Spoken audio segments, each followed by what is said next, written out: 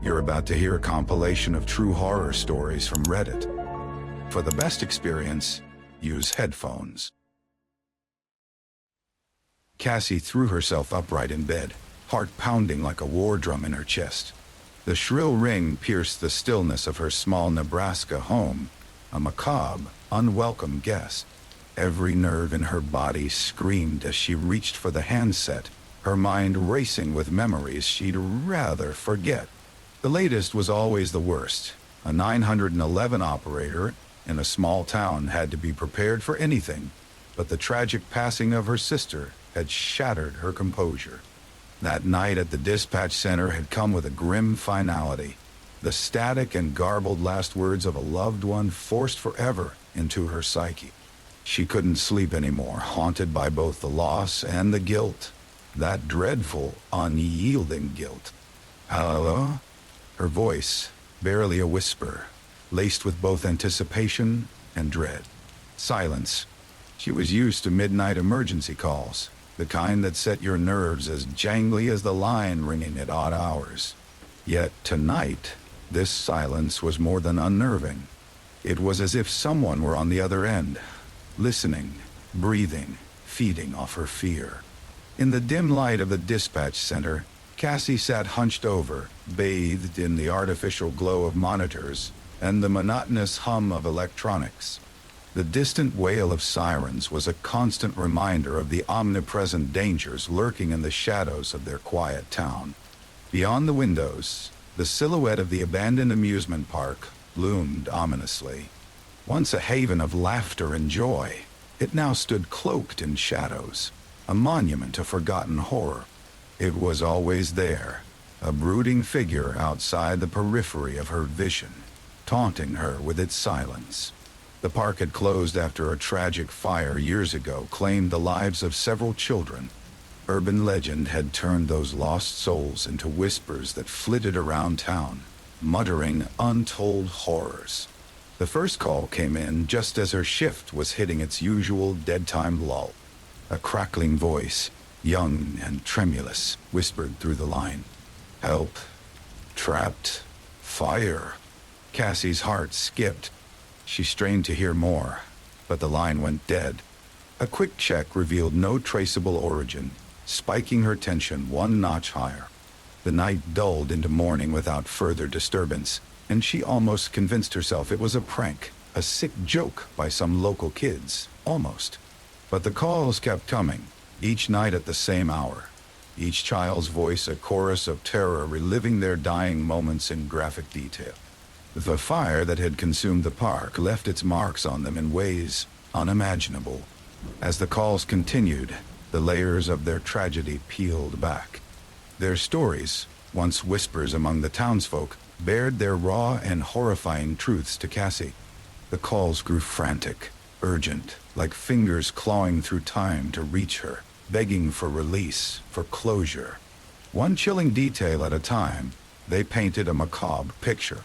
Locked doors, twisting flames, and the cruel laughter of the man who did it. A janitor whose obsession with control led to that fateful night. Cassie's colleagues noticed the change in her. She became frayed, obsessed, a raw bundle of nerves masked beneath a veneer of dedication. Her manager, Ken, watched her with growing concern, his usual jovial demeanor dimming with each passing day. "You look like you've seen a ghost, Cassie." He'd joke, but his eyes held a different story, a mirror to her torment. Her shift mates avoided discussing the calls, brushing them off as the ramblings of a grieving woman. She tried to brush it off too, but the details from the children were too vivid to ignore, too specific, too gut-wrenching. She recorded every call, each one a brick in the wall of her crumbling sanity. The amusement park's air reeked of decay and past terror, when Cassie finally mustered the courage to confront her fears head-on. The children's voices guided her, static whispers that twisted the reality of her grief and obsession. She trudged through overgrown paths and derelict rides, their once vibrant colors bleached by time and tempered by soot. The skeletal remains of carousel horses seemed to sneer at her desperation. The Ferris wheel groaned in the wind, a looming giant, cruel and indifferent. As she reached the dilapidated funhouse, the children's voices grew louder, clearer. Each step was more arduous, each breath a laborious effort, as if the very air conspired against her. The entrance yawned before her, a gaping maw into past horrors. Inside, the charred remnants of the fire met her gaze, and she could almost hear the echoes of the children's screams. Her flashlight flickered over every surface, catching on tattered remnants of joy and macabre inscriptions left by the janitor. Her heart pounded in synchrony with her erratic steps as she reached what was once the central hall. The children's whispers congregated here, their spectral pleas enveloping her in a cacophony of grief. She found the Chamber of Horrors, an old maintenance room, the walls adorned with cracked mirrors, reflecting the terror ingrained in their fragments. And there, amidst the soot and debris, she found their remains. Bones tangled in grotesque unity, the final act of a cruel puppeteer. As tears streamed down her face, she felt their presence, a collective sigh of anguish relieved. Cassie knelt and began to recite silent prayers, not knowing if they would suffice, but hoping beyond hope they would. Each syllable, each tear, was a plea for forgiveness, for rest. The air grew colder, denser, the weight of their suffering beginning to lift as if acknowledging her efforts. Breaking free from the park was an ordeal, each step growing heavier as she left behind the weight of their spirits, but carried with her the indelible mark of their torment. Her return to the dispatch center was less heroic, more jarring, a reality check against the backdrop of desolation she beheld. Silence reigned at her workstation. The once omnipresent hum of electronics seemed to mock her efforts, yet it felt different. The phone, the epicenter of her midnight terrors, rested quietly.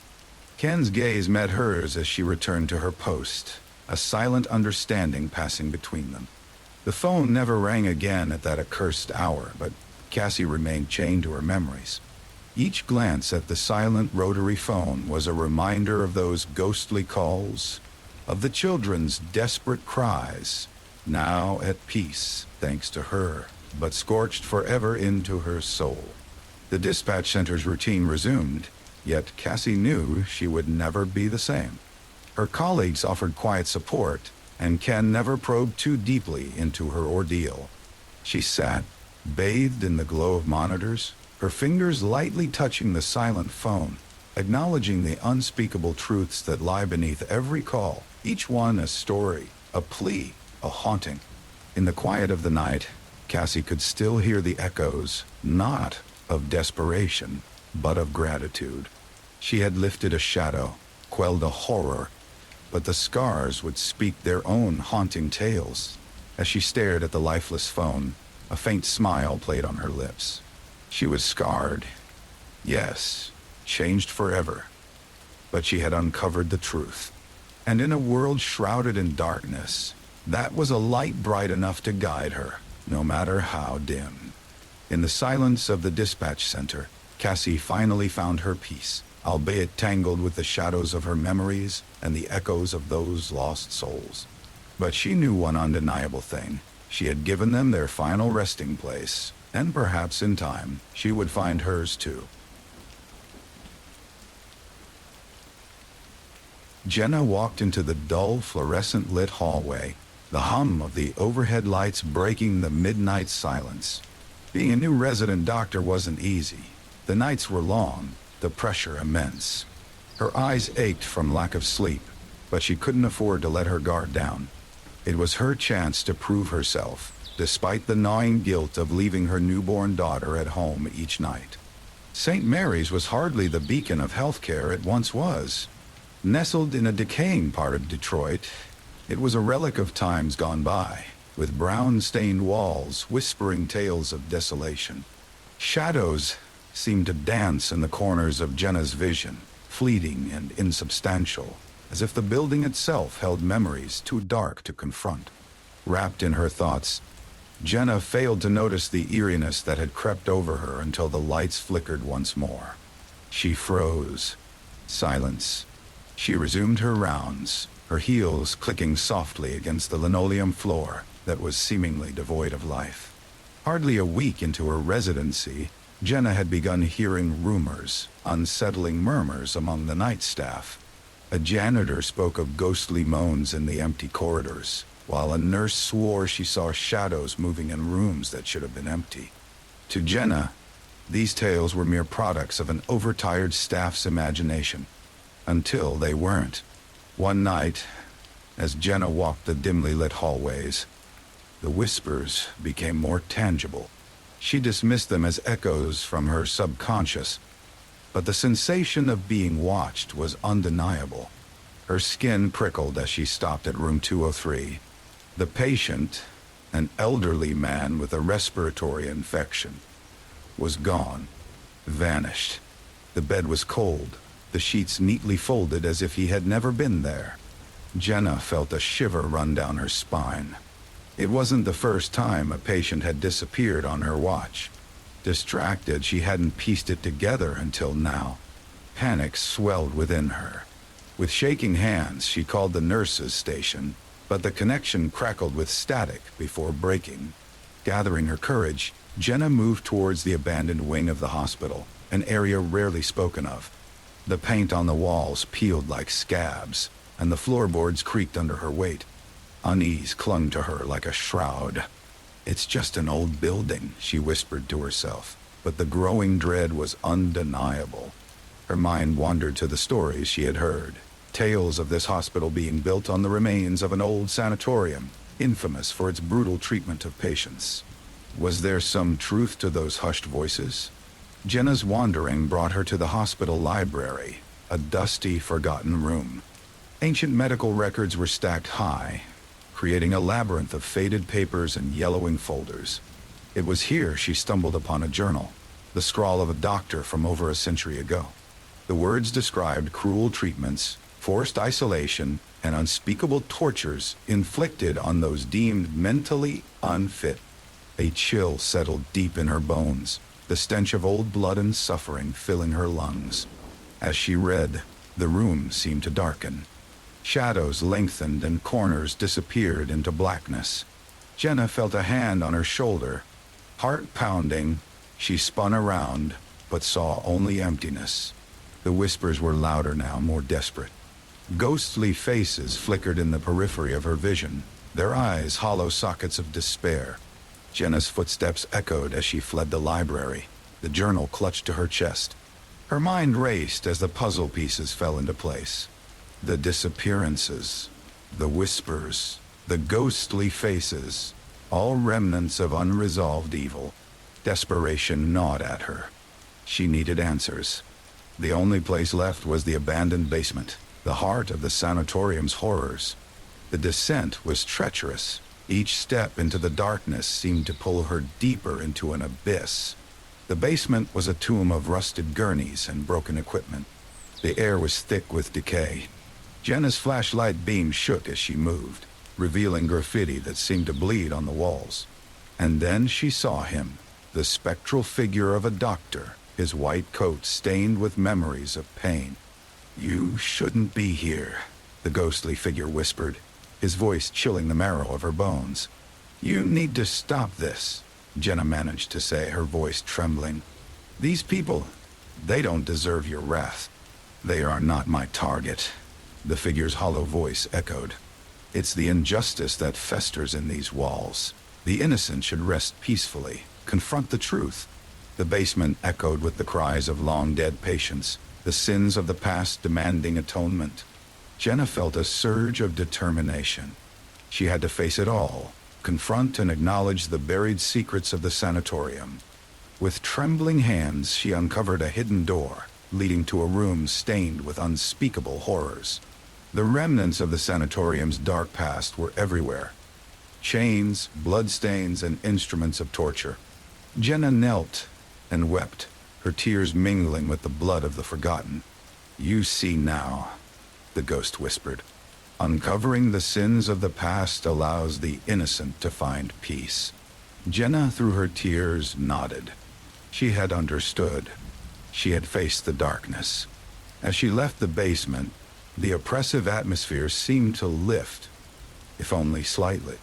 The whispers became a murmur, a distant echo.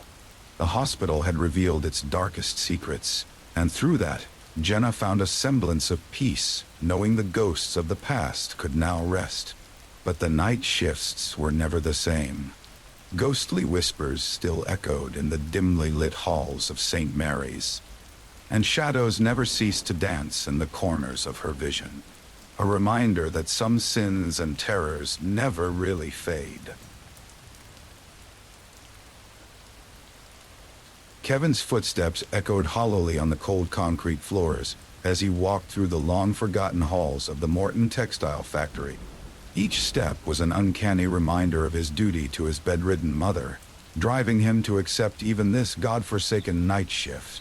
Providence, Rhode Island was a dying town, and this factory was an abandoned relic, a monument to broken dreams and shattered lives. Kevin's heart, though cloaked in skepticism, was armored with resolve. The factory itself seemed alive, breathing darkness into every corner. Rusted machines loomed like specters, their surfaces mottled with decay. With each flicker of the failing overhead lights, shadows danced malevolently, as if mocking Kevin's bravery. The night was punctuated by eerie silences, interrupted sporadically by strange noises that sent shivers down his spine. He often felt eyes upon him, though he was alone, an oppressive, watchful presence that bled unease into every moment. Kevin was setting up his workstation beside an ancient loom when the first anomaly occurred. A sudden, deafening roar of machinery startled him. The very machines that had lain dormant for decades groaned to life, their rusted parts clanging in a violent cacophony. His heart pounded as he rushed to shut them down, only to find the power switch already in the off position. The next few nights were fraught with escalating horrors.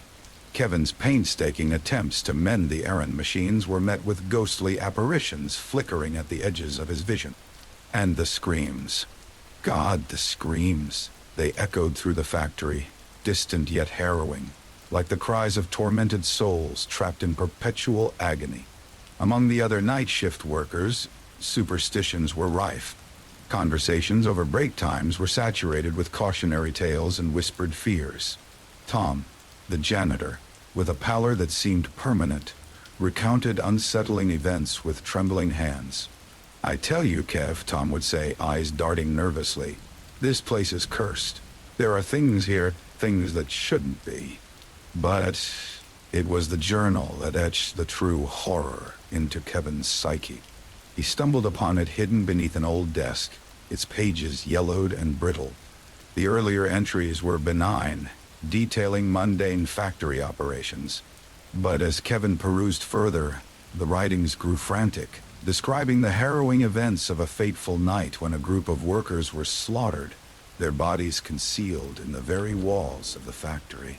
The final entry, scrawled in an erratic hand, spoke of a curse laid upon the factory, binding the spirits of the murdered to the machines, forever clawing for release. Each night, Kevin's grasp on reality grew paler, frayed by the relentless horrors unfolding around him. His ailing mother's voice on the phone was the only tether to his sanity. "You're all I have left, Kev. Promise me you'll come home safe." It was a promise he intended to keep. Desperate for answers, Kevin resolved to uncover the factory's hidden truths. Equipped with the journal, a flashlight, and a heart steeled by necessity, he ventured into the bowels of the factory one final night. The oppressive air thickened with each step he took, down into the forlorn basement. The climax spiraled in a nightmarish crescendo. The basement was a grisly monument to the past, filled with the skeletal remains of those betrayed by the factory's promises. As Kevin began the ritual outlined in the journal beseeching for the soul's release, the surrounding machinery surged to life in a cacophony of rage. Faces twisted with agony materialized from the dark corners, shrieking their torment. Kevin's mind wavered, the boundary between reality and nightmare disintegrating. His every action was met with physical and psychological torment. The air itself seemed to close in, suffocating him. Yet, With a final, desperate incantation, a gut-wrenching silence fell. The spirits, freed from their metallic prison, faded into oblivion. The factory sighed in collective release, its curse lifted. The horror abated, leaving an almost serene stillness. Kevin emerged from the depths, battered and forever changed. The factory, once a cacophony of despair, now stood silent, its machines stilled. Yet for Kevin, the night's terrors were far from over. As he returned to his mother's side, he found solace fleeting. Whispers lingered at the edge of hearing, shadows flickered at the periphery, remnants of a night where sanity itself unraveled. And thus, the factory stood as a grudging monument to trapped souls and a singular nightmarish journey. Kevin's life resumed in the semblance of normalcy, yet his nights were haunted, forever a testament to the sacrifices made in the name of love, and the dark remnants of a factory that once knew only death.